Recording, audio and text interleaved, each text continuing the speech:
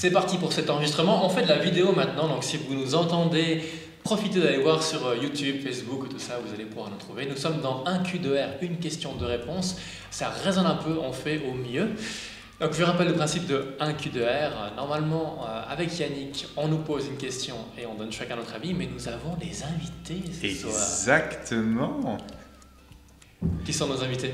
Federico, bonjour. Voilà, il s'est présenté, c'était très élaboré. Nous avons aussi Pierre. Bonsoir. Bonsoir Pierre. Alors vous êtes qui en fait? Comment on vous connaît?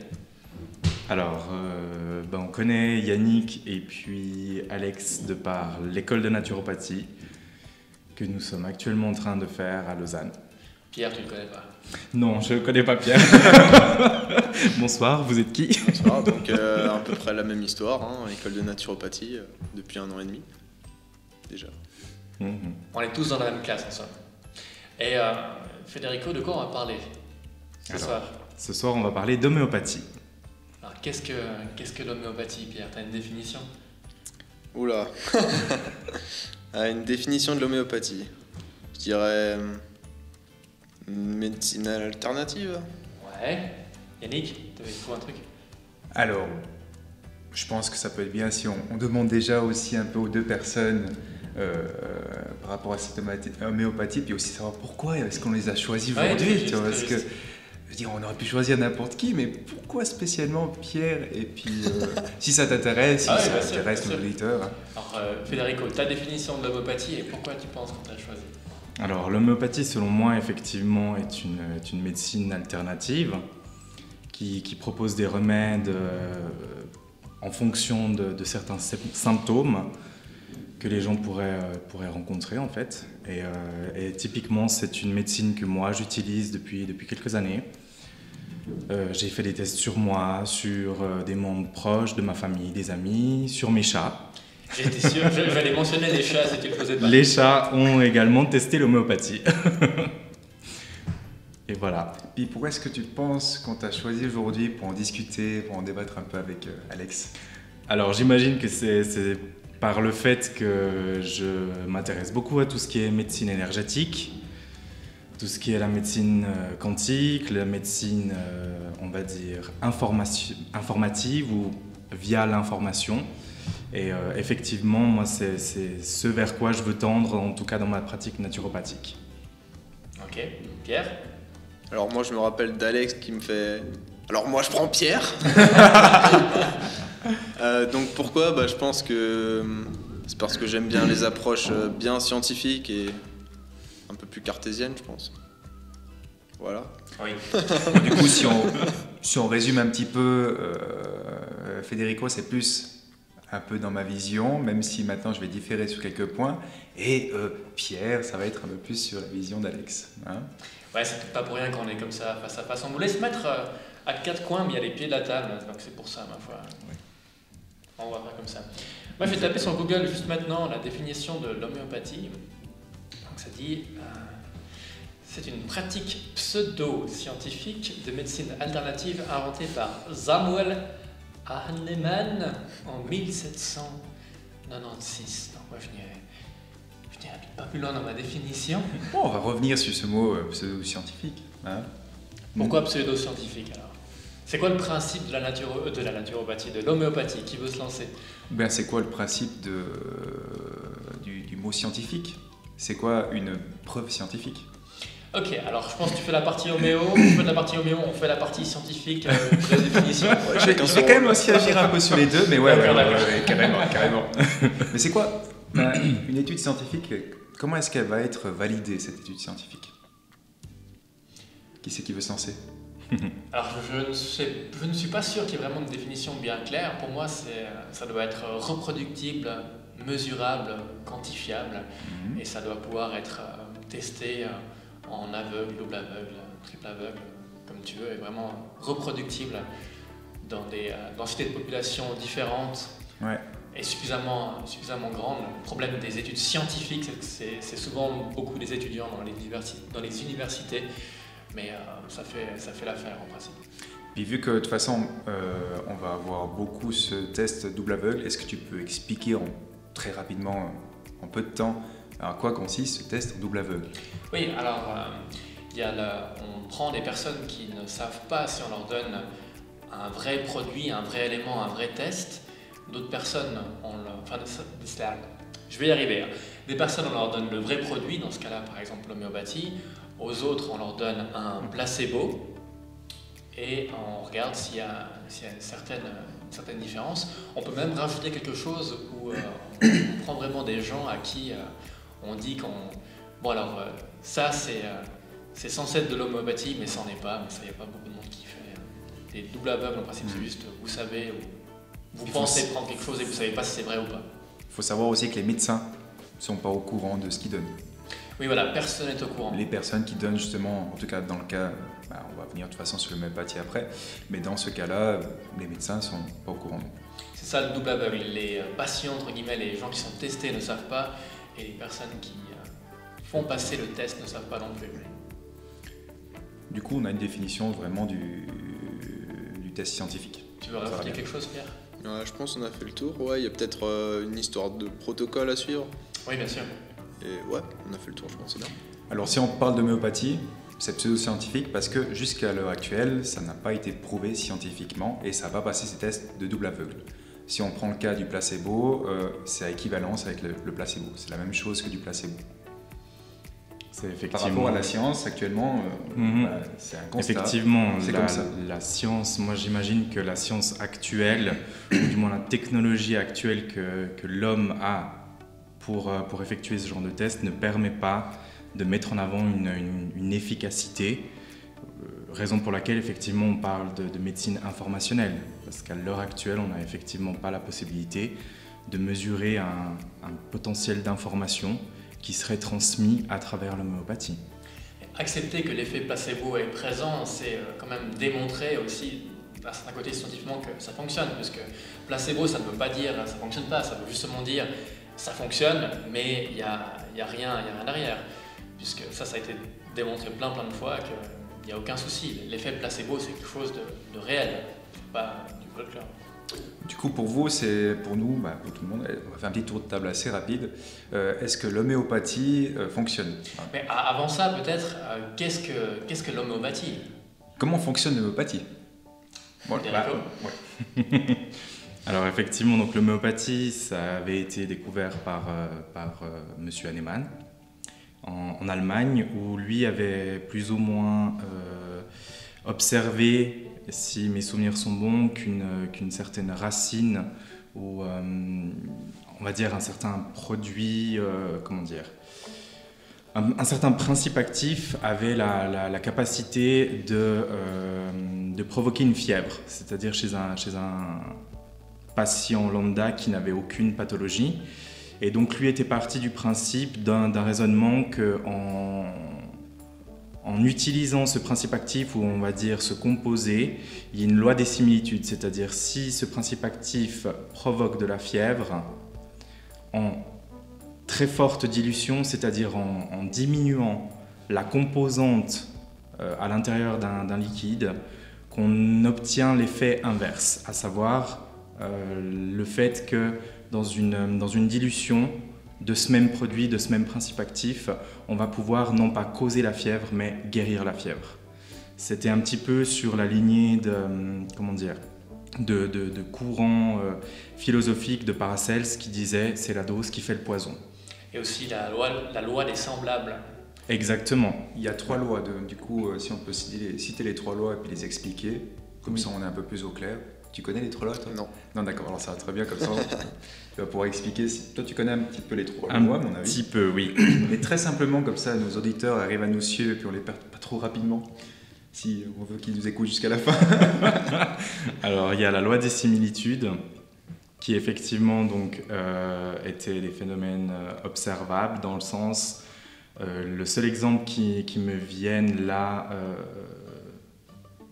directement en pensée, c'était par exemple pour le millepertuis, où lorsqu'on observe une feuille de millepertuis, qui est d'ailleurs à ce jour connue en tant que principe actif pour guérir tout ce qui est la dépression, si on observe une feuille d'une plante de millepertuis, on voit qu'il y a plein de petits trous en fait. Et donc la similitude, c'était que cette feuille-là permet à la lumière de passer au travers. Et donc dans cette loi des similitudes, on va partir du principe que le millepertuis, qui physiquement, à travers sa feuille, laisse passer la lumière, va sur la psyché pouvoir faire passer de la lumière pour guérir un état dépressif.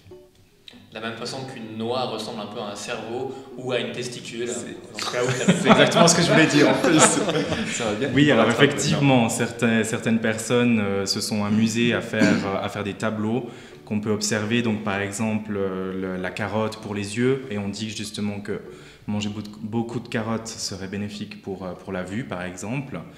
C'est vrai qu'on retrouve la noix pour le cerveau. La carotte, juste pour préciser, quand on coupe une carotte, une rondelle de carotte, on voit un espèce d'œil. C'est voilà. ça que tu parles. Exactement. Puis ça rend aimable. Comme ça, Alex peut en manger plus souvent. Il paraît. Non, t'es très aimable quand même. Pas de fion ici ce soir. Oh non, j'en ai plein de prévus. Ça me sait. On va passer une bonne soirée.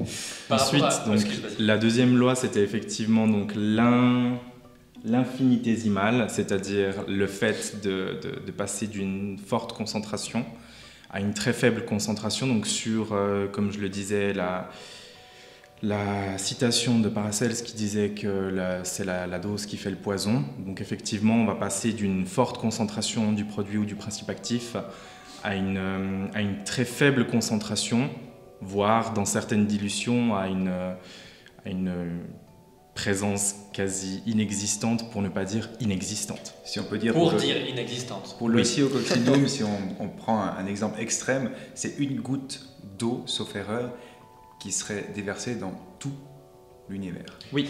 Les océans de la Terre. Les océans de la Terre, t'es sûr que c'est pas... Alors non, ça a la même au-delà, oui. Tout l'univers. Alors, il semblerait que c'est une goutte d'eau dans l'ensemble du cosmos. Ouais, okay. Oui. Alors c'est différent, ça dépend des dilutions. Ce que Pierre vient de dire, c'est par rapport au 10x. Ouais. Donc une dilution de 10 fois, on prend une part du produit, 9 parts d'eau par exemple, ça c'est une dilution 1x, on fait ça encore une fois, ça fait 2x, etc. Et une 10x, c'est une goutte dans l'océan Atlantique. Et du 30x, c'est il n'y a plus rien, il n'y a plus d'atomes du tout. On va résumer un peu la dilution. Si on prend un CH, le CH, ça veut dire quoi déjà? Rappelle-moi si jamais tu sais. Le CH, je ne sais pas la définition de ce que ça. Il me H semble pour que. Hahnemann. Oui, alors justement, c'est centésimal selon Hahnemann. D'accord, centésimale hahnemannienne. Donc mais effectivement. Alors un CH, il faut prendre une goutte une goutte de la molécule qu'on veut utiliser pour 99 gouttes de solvant. Oui, exactement. Donc de l'eau. Exact. Ça, c'est un CH. Quand on passe à 2 CH, on reprend une goutte de la mixture qu'on vient de faire, justement avec les 99, et on recommence à mettre en place une goutte dans 99 gouttes de solvant. Et là, on a 2 CH. Donc le 10 CH, c'est quand même extrême. Et pour l'Oxyococcinum, on est sur du 15 CH. Sauf erreur. Alors après, il faut faire attention. Le système de l'homéopathie a 2 systèmes bien prédéfinis qui sont utilisés.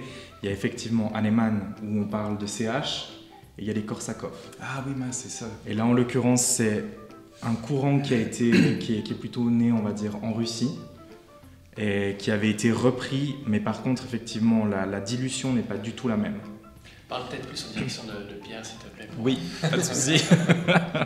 Donc alors, là, il y a vraiment 2 unités de mesure. Maintenant, l'idée, on va dire, pour éviter de perdre tout le monde, dans le sens où c'est très très complexe, la manière dont c'est préparé. Mais effectivement, le but ultime de l'homéopathie, c'est effectivement de faire passer, on dira, une information à travers, on va parler de mémoire de l'eau, vu qu'on va utiliser principalement de l'eau, du solvant. Et donc effectivement, on va capturer l'essence même, ou on va dire une vibration, ou une information d'une plante ou d'un principe actif, ou cette mémoire de l'eau. Alors là, on parle de l'homéopathie aujourd'hui. À la base, c'était pas comme ça. Je crois que Pierre, tu te souviens un petit peu. Il me semble que Hahnemann, il n'avait pas que l'homéopathie pour traiter ses patients. Donc il avait aussi... L'homéopathie dans son ensemble, c'était pas que ça. Ouais, voilà. Donc plutôt comme ça. Du coup, il avait tout un protocole, il me semble, avec plein de règles, d'hygiène de vie principalement. Et aussi une histoire avec la saignée, il me semble, où où ils préféraient Ça, c'était à utiliser. l'époque, de toute façon. Ouais, bien sûr. l'époque, Bah, ça se c'est fait beaucoup. c'est quand ça a été inventé. C'était toujours saigner ou Il me semble qu'ils pensaient que c'était mieux de ne pas faire de saignée, du coup proposer une alternative. Ils voyaient que ça avait de meilleurs résultats. On comprend pourquoi aussi maintenant. Ouais. Et après, il y a une histoire de potentialisation, non aussi, il me semble, de dilution. Dynamisation. Dynamisation. La suggestion. Exactement. Alors, par rapport à ce que dit Pierre, pour cette période-là, par rapport à la saignée, il y avait des médecines qui étaient assez violentes, donc qui aggravaient la situation des patients. Alors, de commencer à la base par ne rien faire, c'était mieux que d'aggraver la santé du patient. Et les protocoles que tu citais, Pierre, ça impliquait beaucoup de choses, notamment pas d'alcool, pas de sucre, pas de viande, pas de sexe, pas de jeu, pas de cheval. Pas de cheval, voilà, pas de... Mais lequel cheval Alors là, faut que tu pas m'expliques. trop monter, quoi. Ouais, monter en selle. Monter en scène, oui. Dada sur mon bidet, ça comptait pas. Non, mais Aussi, il fallait pas trop rester à l'intérieur dans les courants d'air. Il y avait S'aérer. pas mal de choses comme ça. S'aérer, faire de l'exercice. Il y avait plein de choses dont on parle plus tellement maintenant. Et il a eu un énorme succès à cette époque-là, puisque quand on s'amusait à tailler des gens pour leur sortir leur sang, c'est sûr que de leur enlever l'alcool, le sucre et plein de bordel, avec une meilleure alimentation, ça aidait. Même de rien faire plutôt que de tailler les gens, on sait maintenant que ça fonctionne. tu titilles mon côté qui est à fond dans l'hygiène de vie en disant Yannick, de toute façon, ce qui a fonctionné, c'était l'hygiène de vie de ces personnes et non le traitement qu'il allait proposer. Ou en tout cas, il y avait une grande partie d'hygiène de vie. Alors j'ai pas dit ça, je dis que ça faisait partie de l'ensemble. Dans l'ensemble. Mais Oui. malheureusement, de nos jours, c'est difficile de commercialiser le fait de ne pas baiser et de ne pas faire du cheval.